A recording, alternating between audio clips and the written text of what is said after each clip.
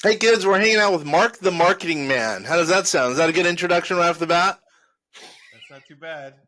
Not too bad. All right, let's jump to we're going to be hanging out for half an hour. We're going to be or not instructing, but we're chatting, hopefully adding value to the audience. The audience, small business owners, really a lot of real estate investors. A lot of them are real estate agents, as a matter of fact. How about this? Give us one tip right off the bat that can add value to that type of market right off the bat. All right, right off the bat. So the first thing, the biggest thing I find is they're not properly tracking leads. I like that. People lose a lot of money because they make gut decisions instead of smart decisions. You mean track them when they come from a website, or when they come from a referral, or when they come from whatever advertising in some nature? So I make sure that one of the first things that we ever do is make sure that every single lead, visitor to the site, phone call, form submission is able to be tracked to a source. I like that. I Because like that, Rev. if you can track all that, you can track where every dollar is coming from. And if you can track where every dollar is coming from, then you know what's where your money is being spent wisely. Yeah, that's right off the bat. That's good advice. So, real quick, let's backtrack. Tell us a little bit about marketing, marketing, Mark. That's good. I like that. So yeah, you said that 10 times fast. Yeah, exactly. So I started off my obviously if you look if this is video, I started my professional life as a musician. I found myself graduating from college without a clue as to what I wanted to do with my life. But I did want to. I was a bass player and I wanted to play on Broadway. That was kind of a goal, not because I loved Broadway or I hadn't even seen a Broadway show at the time. It just was like a steady gig and would get like my mom out of my hair, like because I was like, I was a working musician. I ended up within about a year. I got a gig playing subbing in the show Rent on Broadway, which then No turned way. into Wait. Hold on. Right out of school, you got a job at Rent? yeah, I think it was about a year and a half, 2 years after I graduated from college. Wow, dude, you're the man. Okay, that's pretty cool. So yeah, so that then I got the gig, full time. I was on tour, did the national tour, the Japanese tour, a bunch of other stuff, and at some point, a couple years later, I decided I was tired of being on the road all the time, and I wanted to settle down. And one thing that I was really good at was getting in people's faces, getting attention, figuring out how to get people to basically buy. In my case, buy Hmm. me as a bass player. And so I kind of packaged that up into a marketing company, started designing websites back in 2002, something like that, 2001, 2002, Hmm. and which eventually turned into a full blown marketing company. Got gigs like Nike and American Express and Berkshire Hathaway, Tiger Woods, all these big clients, just by doing the same thing, like just really figuring out the secret to getting people's attention. And Holy mackerel. I exited that agency a couple years ago and started Loudmouse, which is a fractional CMO agency. We work with a lot of companies in the financial, legal, and medical space as their fractional CMO. We come in, we manage all their marketing, figure out why nothing seems to be working right, and we get it all up and running and working. Look at you. Wow. Okay. Wow. From working with Tiger Woods and Nike to hanging out with us, man, you've gone downhill. That's pretty cool. So clearly, if Nike, which I think is one of the juggernauts in marketing, if you've worked with them, clearly you have stones. I mean, you know what's going on as far as marketing. You're one of those marketing gurus, probably. All right. So let me ask a few questions about marketing right off the bat. I Sure. like automatically what you're saying. By the way, we have, as a firm, we do very little marketing, really all word of mouth.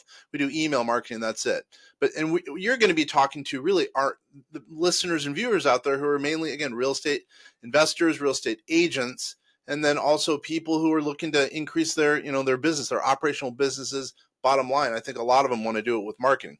Sure. So why am I saying that? So you mentioned tracking the incoming leads. So obviously, and you do website design. So what is? Do you mind peeling the curtain a little bit? What is it that you provide as far as fractional CMO with respect to that endeavor right off the bat? We create like leadership in marketing where there usually isn't any. It's one of those things that we have a CEO, we have a CEO, and then marketing we just hire a bunch of agencies and just kind of hope and pray for the best, and then you don't really know what's working and what's not working. People aren't communicating. Everybody's working in silos, and there's all these issues. So we come in and we have like kind of a three-tier system. Our first is tracking. Like we have to figure out where everything is coming from, what's working and what's not working. Because at the end of the day, like you can't come in and set a strategy when you don't know what the actual data is, and the that seems to be like the biggest issue. Whenever we show up, they're not tracking calls, or if they're tracking calls, it's not communicating with their CRM. If it's communicating with their CRM, they don't know what their Google ads are doing. Like it's just this hot mess of information. Everybody has a different report. You get on, and so we kind of bring it all together into one place. So there's one source of truth. And so we're not making, I mean, marketing is like an art and science, and there is a lot of guesswork and there is a lot of hunches and guts and whatnot. But the more, it's just like a casino. The more that you have data on your side, the more that you have information, the better odds you have. So Hmm. if we can create all that tracking, so we have better data, we can make better decisions, make more money, spend less money. Yeah, I like So spending that's less really money. kind of that first step. Then the next part is people. So we have our tracking, we have our knowledge, our data, however you want to phrase it. And then the next one is people. Do we have the right people doing the right things at the right Hmm. time? For the right reason. And so that means, we sit down with all the agencies that our clients work with, figure out what they're doing, why they're doing it, what their budget is, what they need. Cause a lot of times it's not just we've had issues where agencies were stealing money from clients. And we've also, and we're talking like 10 grand a month off the ad spend and stuff like that, pretty bad stuff. That's kind of the exception to the rule.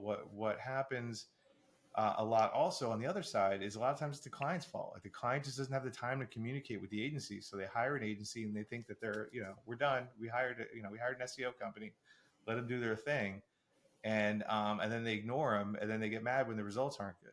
So Hmm. it really is a partnership. So we bring that partnership back to the agencies. We make sure we have the right people, and then once we have the right people, we bring them into the fold, and we make sure that we build up on that partnership. And then once we're done with that, we start talking strategy.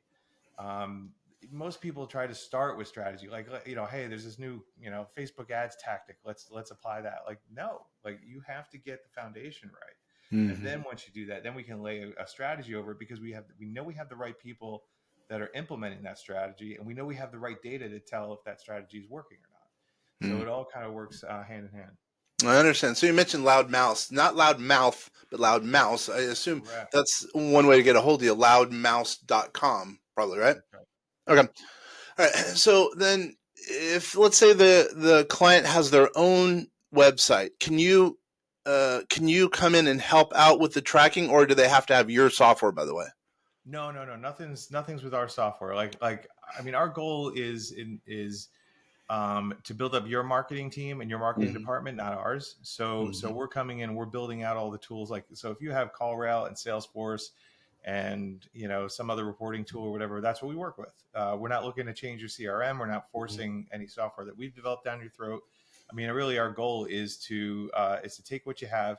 Now, if we find something doesn't work, like if you have a call tracking software that just doesn't work, or a CRM that's garbage, we're gonna kind of push you in the direction of like, let's get this done right. This may be good for us right now, but if we want to grow over the course of 5 years, it's not going to work. Let's build something for that growth, for where we see ourselves going. Yeah. So we'll do that, but it'll never be our software. We don't have any skin in the game in that sense. It's just we just want to make sure we all have what we need. Yeah, and I think I saw on your website that you guys. By the way, I just want to stop there, showing that I've done some research for the show. Thank you very much, kids. I was gonna say very impressive. It looks like you almost, without really saying it, you almost say that you're going to get the client's going to get their fee back in revenue right off the bat, and Oh, at the end of I think month 100%. one. Yeah. So what normally happens are the first month of our process, between getting the tracking right and figuring out what's going on with your agencies, we're usually finding about 25%, 25 to 35% of your marketing spend is being wasted. Yeah. There's usually a smaller percentage of like really low hanging fruit. Like, hey, if we just tweak this one thing, we're going to increase revenue 5%, 10% right now, like starting tomorrow. Hmm. So there's usually a couple of those things that we find within those first 30 days, because that's our goal. Like our goal, because you're not hiring us to be your SEO company. You're not hiring us to be your AdWords company. You're hiring us to manage all of it. And so it's just an added expense if we're not turning it around fast. So our number one thing has to be revenue. Like how do you know, because most agencies, when you get on your call with your SEO team, they're celebrating like, hey, we got this keyword in the top 10. It's like, but if it doesn't drive any revenue, who cares?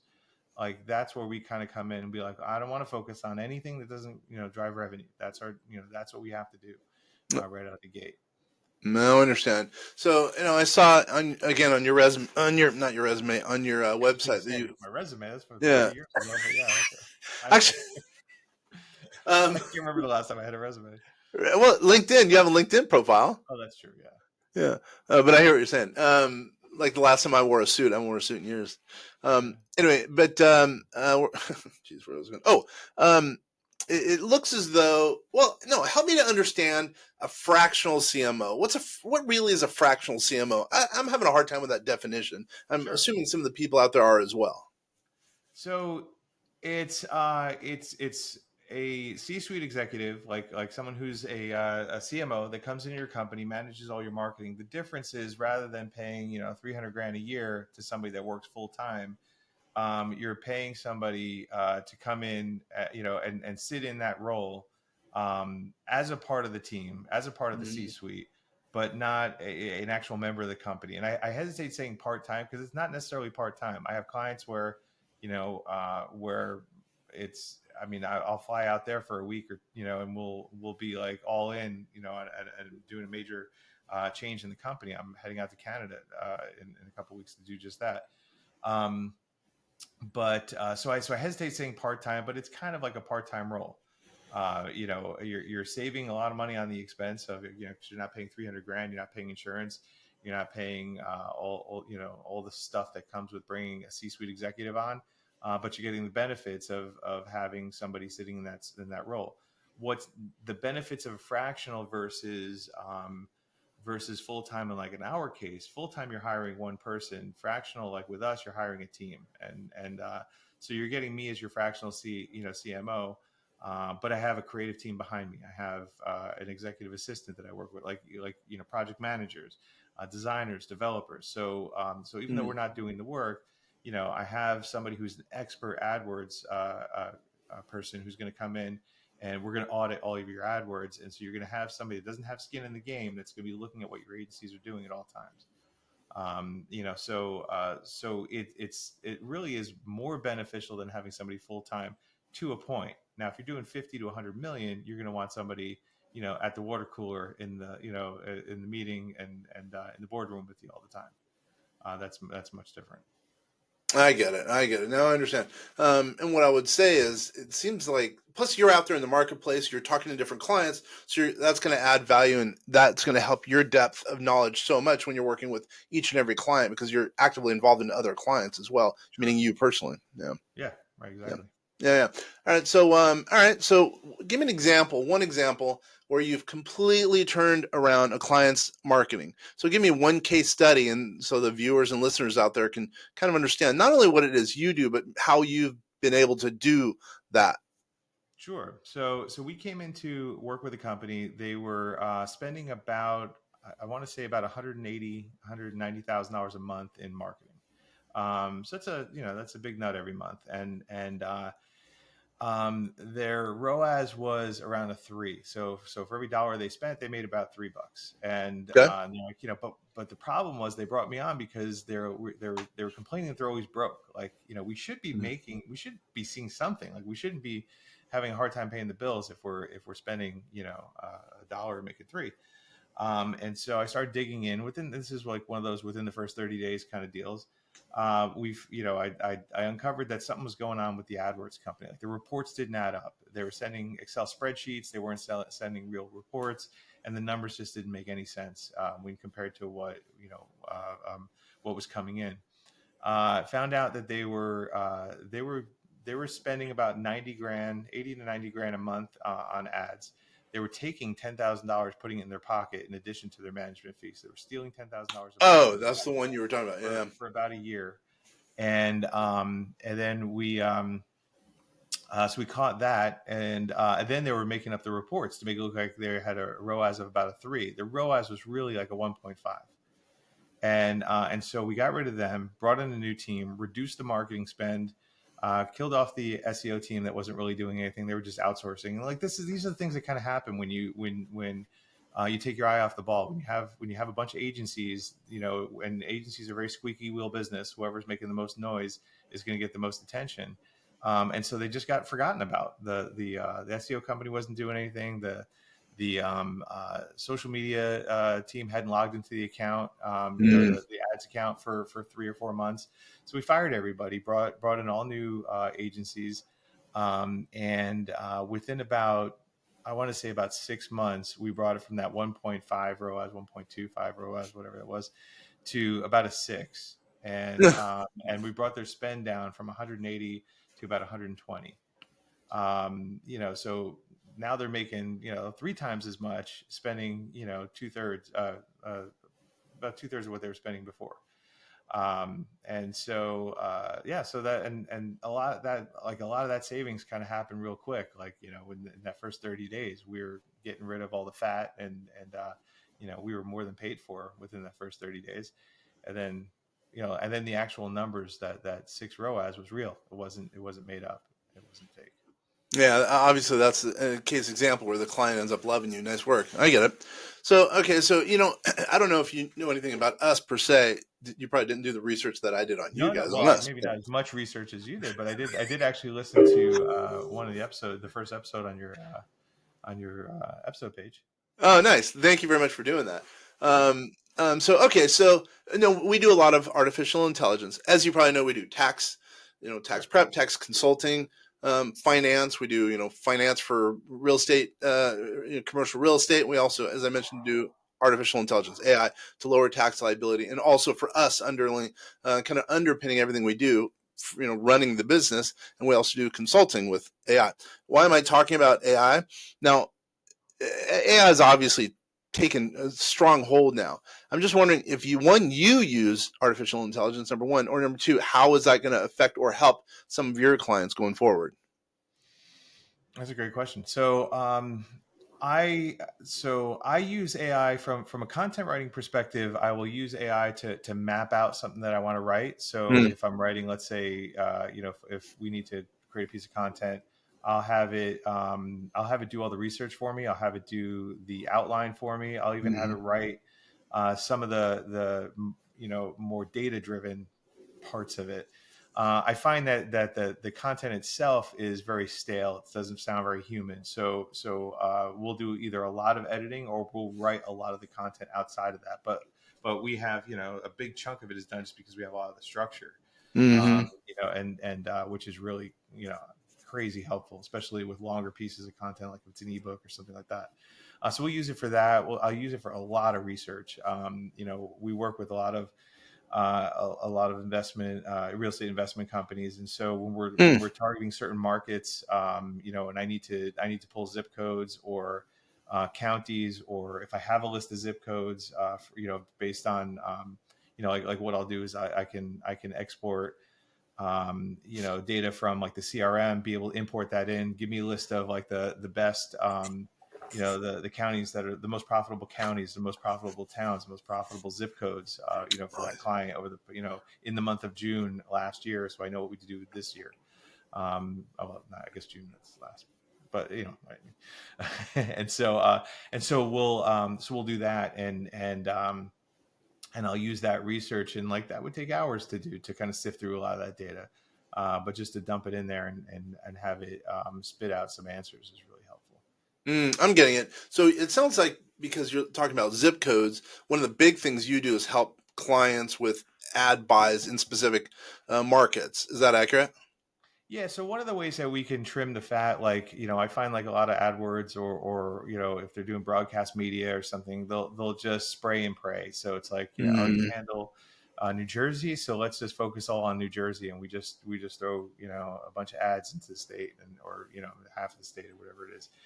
And so what we'll do is one of the first things that we'll do is we'll kind of go through a lot of that data, figure out like, well, where are the places that we're getting the actual leads from? Where are the places that we're actually getting, getting revenue from? And then look at the areas that we're not. And, okay, how much money are we spending in this area? We haven't gotten a lead in there in 6 months. Why are we spending, $3,000 a month? Let's take that and Hmm. put it towards the other area where we're getting 30 leads a month, and double up our efforts there, then pull from, and so we start to kind of, um, you know, uh, trim some of that fat. Like rather than taking a chainsaw to our AdWords, we're taking like a scalpel and just kind of really carving out the counties and the areas that we want to focus on. Mm. I understand. Okay. All right. That totally makes sense.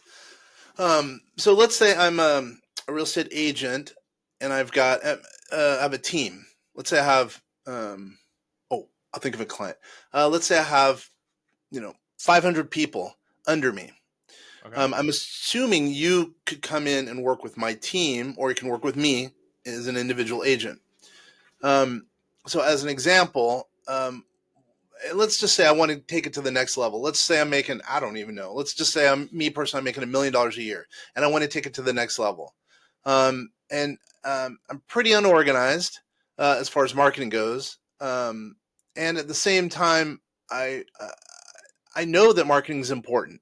This is going to be a hard question. What are some of the things I should think about with respect to taking it to the next level? Well, first I would get specific about what take it to the next level means. So, like if you're doing 1 million now, what's that next level? Is it 2 million? Is it 3 million? Is it 10 million? Is it a million five? Like what exactly does that look like? Because that's going to kind of determine, what our budget's going to be and what kind of what we're looking at. Yeah. Okay. Let's just say, by the way, budget. I want to come back to that. Let's say I want to take it to well, I just talked to one, actually, the guy I'm thinking of, $5 million. Let's say I want to take it to $5 million. Actually, he's making more. Oh, no. Let me correct myself. Let's say you're making about 2 million and I want to take it to 5 million. I'm going to talk about this specific guy. Okay. Does that make sense? Sure. So yeah, so now we have somewhat of a goal. We'll figure out what our time frame is, or I'm going to want to look at the numbers and feel see what's currently going on, because I mean you could get from 2 to 5 million, unlikely, but you could get from 2 to 5 million by cleaning up what you currently have, especially if you're a little bit of a mess on the marketing side. So there might be some Yeah. opportunity that's right in front of your nose that might take you from 2 to 2.5 or 3. And then we're going to revisit the budget and say, okay, now that we have all of our numbers straight, we know that for every dollar we spend over here, we're making five or whatever. Like here are the opportunities. If we can increase the Hmm. budget, 20% over here, 30% over here. Here's some areas where we're missing out. It might mean that we might also take a look at your sales team, like we do some secret shopper kind of stuff. Oh, I uh, got to you. see like because at the end of the day, if I'm driving leads and you're not closing them, then it looks like it's my fault. So I want to make sure that if your sales team isn't closing, we want to take a look at that as well, and figure out why. And it's just, I mean, Mm. it really is a matter of just kind of one like I want to say poking around, but it's not. I mean, when you have the data straight, it's more of an educated poking around, if that makes sense. Yeah, no, I totally get it. Yeah, and this one guy, let's stay on him for a little bit. He doesn't spend very well. I don't know how much very much is. Going back to my budget question, how much of a budget should he spend in percentage terms of his gross? I'm speaking industry norm. You know what I mean? Right. Yeah. I mean, I shy away from certain percentages, saying like, oh, you should spend 20% of your revenue Hmm. on marketing. Like, I shy away from that only because a lot of times people get overwhelmed by that, and like I don't want to spend 20%, and other people are just like, there's so much opportunity and they're only spending 20%, Yeah. and so that could be the thing that's holding them back. So I try not to come up with an exact number, and really kind of look at what you're currently spending now, or what you're currently making, what the revenue is, what your what's available. I mean, you can be maybe making 2 million, but if your expenses are 2.5 million, you're not going to have any money for marketing. So Hmm. like that doesn't work. So what can you afford to spend right now? Let's if you're not spending a lot, like if you're only spending 5 grand a month, it doesn't make sense to work with me. But if you're only spending 5 grand a month, but you say I have the ability to spend up to 30 or 40 or 50, like, all right, now we're talking. Now we could do something with that. So so it's a tough question to answer with like a Yeah. flat answer. It's going to apply to everybody, and I certainly don't want any hate mail from people that spend 20% of revenue, only to find out that they lit it on fire and flushed it down the toilet. Yeah, I get that. I know it's a tough question. I try to ask kind of tough questions. Um, I totally get it though. And what's an engagement look like with you, or like with any, you know, fractional virtual CMO? I can't speak for anybody else. What we do is we recommend at least a 6 month engagement. But at the end of the day, I don't want to work with anybody that doesn't want to work with me. So so if after at any point, and it's just not a good fit, you let us know and we're done. Mm, You know, it doesn't usually, that's not usually the case, because what ends up happening is we clean everything up, we fix everything up, revenue's going up, exactly where it's going, there's like tons of nothing but transparency, and then yeah. when left to your own devices, you're going to bring it right back to where it was before. So so we usually stay on for much longer. But yeah, I mean, you'll see some impact in the first 30 days, you'll see much more Mm. impact in the first 90 days, 6 months you won't recognize your company. Really? I like that. That's a pretty good goal. I like that. Changing the goal, Yeah. changing the Uh, company in 6 months. I like that a lot. yeah. But it seems like a couple guys have told me that it takes forever for SEO to kind of take hold. But it sounds like what you do is you look under the covers, you look under the hood, and you're able to kind of clean things up quicker as a result of that. And then then I guess all the SEO and all that stuff kind of kicks in as well. Well, we don't have just one tool. Like if all you have is a hammer, everything has to be a nail. Yeah. So we have a tool belt that includes, email and media buying and SEO and Google Ads, and I mean, we're going to take a look at the whole picture, as opposed to, Mm, I'm an SEO company, so hire me, and it's going to take me 6 months to get it right. Like I don't, you don't have to worry. Like we're not doing that. Now SEO is really important, and it's a big part of what we do, or what we make sure that all of our clients are ranking, and are working with an SEO company. But yeah, I mean, if you had to rely on that, you're going to be waiting around for quite some time before you really kind of see some fruits from that labor. And what's going to end up happening in 3 months, you're going to get frustrated, you're going to fire the company, you're going to hire somebody new, they're going to start over. 3 months later, you're going to fire them, and then you're going to hire somebody new, and you're just going to be on that, chasing your tail, with SEO companies. So yeah, we don't want to head down that path. So we can turn things on really fast with Google Ads. We can, we look through your site to see if there's any opportunity to better optimize your site for conversions. If we find things that aren't working, or it's just like, your form is all the way at the bottom of the page and nobody can find it, or it doesn't work, or, I mean, so we're looking at that as well. So there's a mm. lot of things that we do, that right out of the gate, we could turn it around pretty quickly. And what I know you're talking, you probably work with bigger clients, but what if someone doesn't have any marketing agency? They don't really use a marketing agency. They kind of do it themselves. Because I know a couple of guys, or I should say, guys and girls who do that in the real estate world. As far as making their agency a little bit bigger. What are your thoughts there? What's it like working with them? I mean, if they're doing good and they have the time and attention to be able to do it, it's good to a certain point. At some Mm-hmm. point, as you grow, you're going to have to choose whether you want to play in marketing or whether you want to Yeah. actually grow the business. Because like I could tell you from the amount of attention that we put on a client, we have a team and it's a full-time job. Yeah. So I don't know a world where you can, at a certain level, where you can actually do both, where you can like really properly run the marketing, be on top of everything, and, run your company and everything that goes involved with that. Like Yeah. that might be great up to like, your first, 100, 200, 300 grand. But beyond that, like it just becomes too much. I know. So Yeah. so I would tell them, just like, keep doing what you're doing until you get to a certain point, but start looking at like either bringing a marketing technician into your team, a marketing VA, somebody to start taking some of the lower level marketing stuff off your hands, so you can get used to that process of somebody else working with somebody else. Yeah, I know exactly what you mean. I'm not even sure why I brought that up, because most of our people, I would think, do work with someone like you, or should be working with someone like you, because our people are like, they're busy doing their own thing, making widgets, or selling real estate, or trying to build their team, just like us. People come to us, oh, I can do my own taxes. Well, okay, then you're making it. I'm seeing $200,000 mistake. Just last week, we saved a dude Right. $200,000. He was trying to do his own taxes. the guy was a high net worth guy. You know what I mean? But anyway, I'm not even sure Well, why I yeah. So I went. always tell people, like, would you do your own root canal if you knew how? Yeah, Probably not. yeah, totally. Yeah. Well, so once again, how does someone get a hold of you?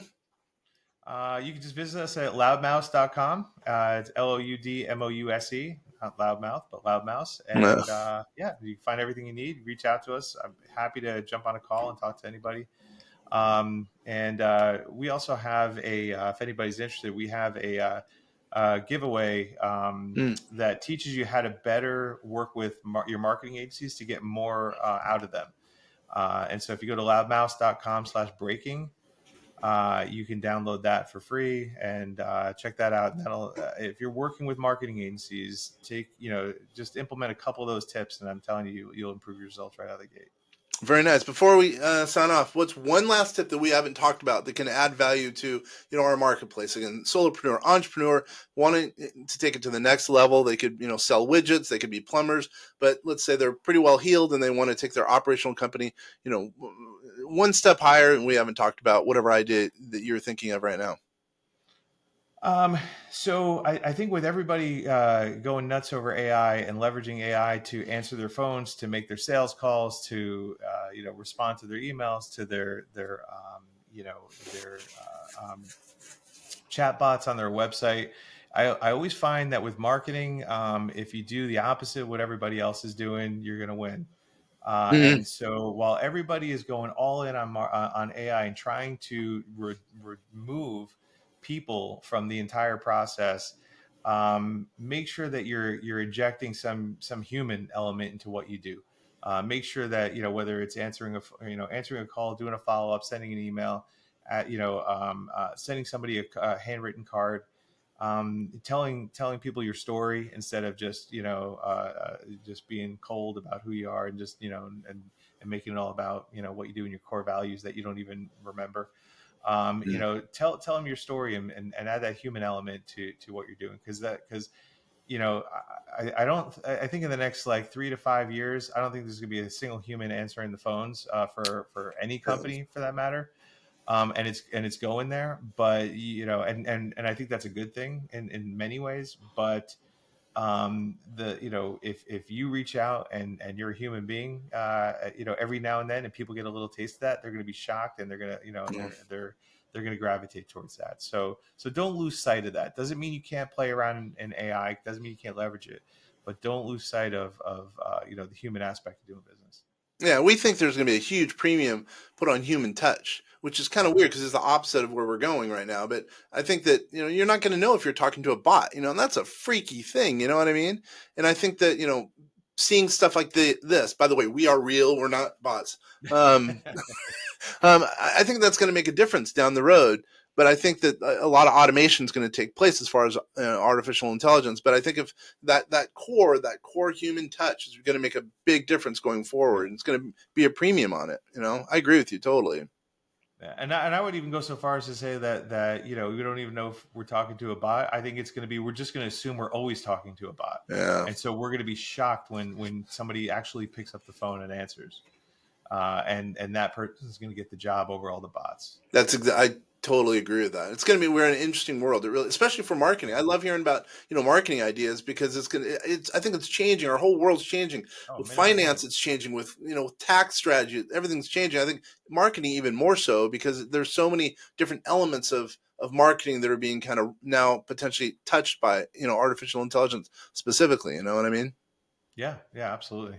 Yeah, man. Oh, it's been a pleasure, Mark. You know what's going on. You obviously, you have the chops. You know exactly what's going on as far as marketing, and someone would be crazy not to reach out to you. Once again, one last time, how does someone get a hold of you? Loudmouse.com. Sweet, not loudmouth, loudmouse.com. Loudmouth. Yeah, Although, if you ask my wife, she would tell you otherwise. yeah, yeah. But Loudmouse. I totally know what you're saying. Thanks again. Hey, everyone, it's a huge pleasure that you guys are spending time with us. You could be doing a lot of other things, and here you're hanging out, watching us, listening to us, hearing who is us, if you will, vastsolutionsgroup.com. And I'm Kenner with vastsolutionsgroup.com. And this is Vast Voice telling business secrets to entrepreneurs. Really appreciate you guys taking the time.